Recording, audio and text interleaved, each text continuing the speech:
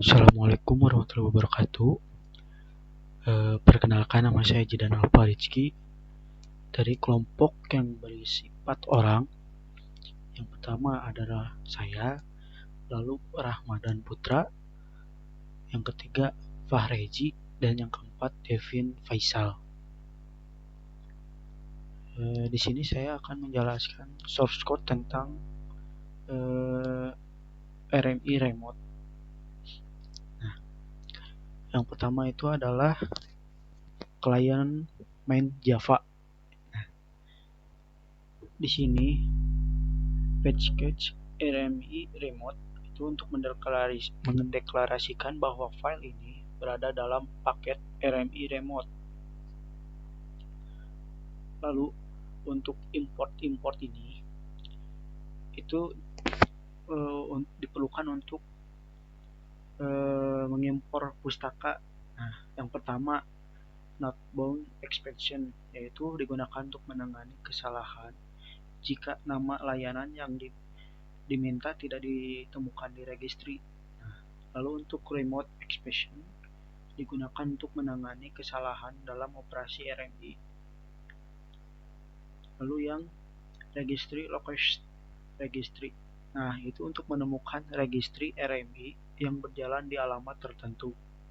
Dan yang terakhir yaitu registry, itu untuk mengakses layanan dalam registry.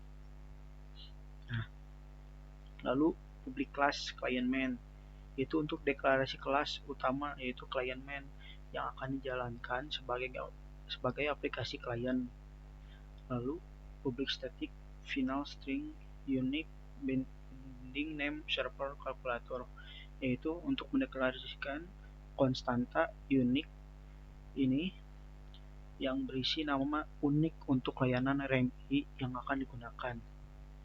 Nah, untuk yang public static main string arc throws remote expression not bound expression, itu yang dimana main adalah metode utama yang dijalankan saat aplikasi dimulai, dan untuk throws remote expression dan not bound expression itu untuk menangani potensi pengecualian yang dapat terjadi selama proses RMI.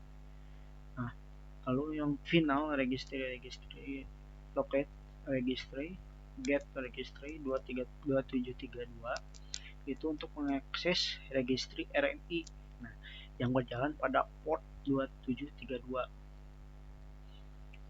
Nah, setelah itu kalkulator ya registry logbook unique binding name. Nah, itu untuk mencari layanan dengan nama unik server kalkulator. Nah, ini yang dimana ya di registry lalu mengcache-nya ke tim kalkulator. Dan untuk integer multiracial kalkulator multiply 2030, yaitu memanggil metode multiply pada server dengan argumen 20 dan 30 untuk menyimpan hasilnya dalam multiply result. Nah, lalu sistem outprint multiple result, ya itu untuk menampilkan hasil perkalian 600 ke konsol. Lalu yang kalkulator. Nah, yang di sini package RMI remote ya, seperti tadi mendeklarasikan bahwa file ini berada dalam paket RMI remote. Nah, dan untuk import ini, yang pertama yang remote itu semua antarmuka yang digunakan dalam RMI harus memperluas antarmukanya. Dan untuk remote expression digunakan untuk menangani kesalahan komunikasi RMI.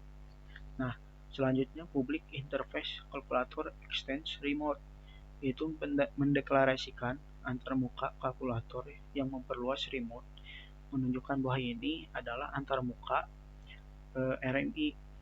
Nah, selanjutnya integer multiply, yang dimana multiply itu deklarasi yang akan dikirimkan melalui RMI. Dan untuk throws remote expression itu untuk menangani kesalahan RMI. Nah, lanjut ke server. Nah,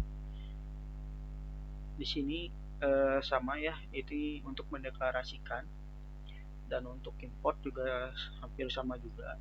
Nah, yang dimana already bound expression itu digunakan untuk menangani kesalahan jika nama unik sudah di bind ke layanan lain. Dan untuk remote expression, location registry sama seperti yang sebelumnya. Nah, dan untuk unique case remote object itu untuk mengekspor objek agar dapat diakses melalui RMI. Lalu public class server main itu mendeklarasikan kelas utamanya yang akan dijalankan sebagai server. Nah, lalu public static final string unique binding name server calculator itu mendeklarasikan konstanta nama unik untuk layanan RMI. Sedangkan public static void main string arg stores remote expression already bound expression. Nah, interrupted expression itu yang dimana main adalah metode utama untuk menyalakan si servernya. Dan untuk throws itu untuk menangani kemungkinan pengecualian yang dapat terjadi.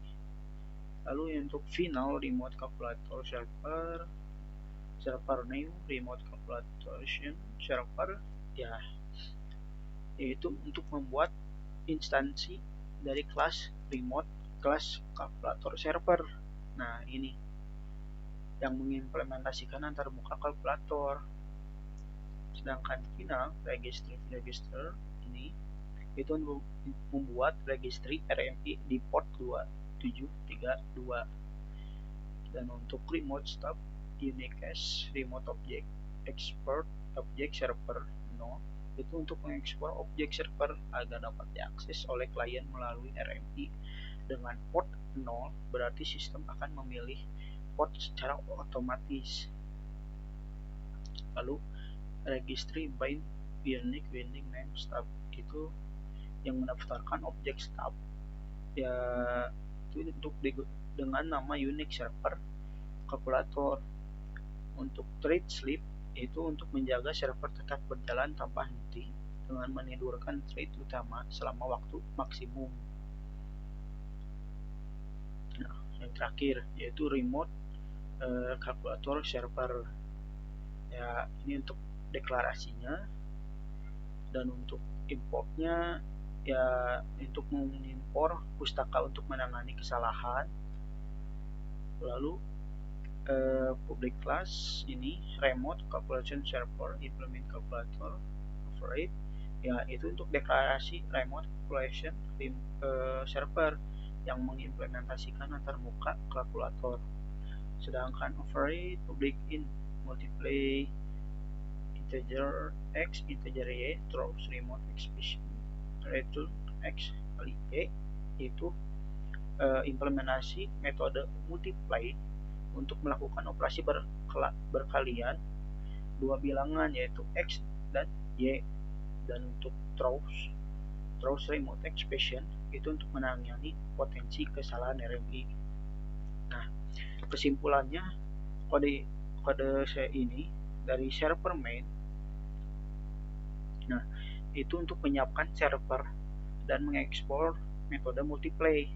Dan untuk remote itu untuk mengimplementasikan logika untuk metode multiply-nya.